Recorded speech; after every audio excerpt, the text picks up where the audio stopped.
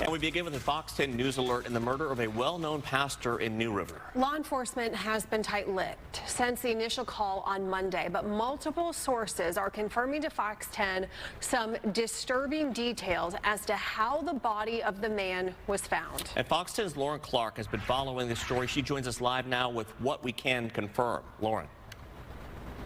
Well, Mark and Ellen, these details certainly are disturbing, and as a reporter, it's upsetting to share these types of details with you. But multiple sources have confirmed that Bill was found in his bed, his arms spread out, and his hands pinned to the wall. Now, MCSO is not sharing a lot of details in this case. They have not told this community if there could be a suspect on the loose. They've also not shared any type of information about a motive or why. They've only said that there are special and unique circumstances surrounding this case.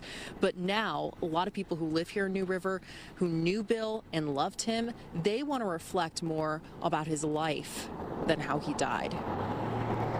Everybody knows him out here. It's just really, we're all at a loss for words. Mike Anders says days later, he still can't believe his neighbor of 12 years, Bill Schonemann, is gone. So super friendly. Anytime we were going to the mailbox or walking the dogs or anything, he was always so friendly to talk or wave to you, or he was always building his little Peterbilt trucks and driving them around. The 76-year-old pastor at New River Bible found murdered in his Calvary Road home Monday night.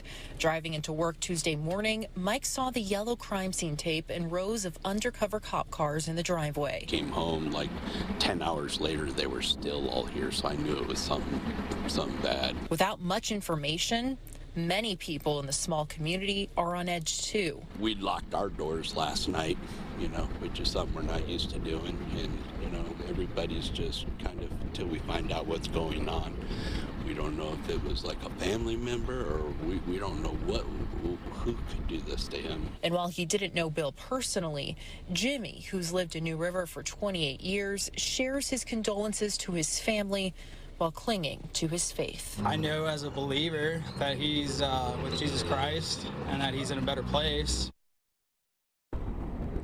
And we just received new information from MCSO just moments ago that there is no threat to this community, they believe.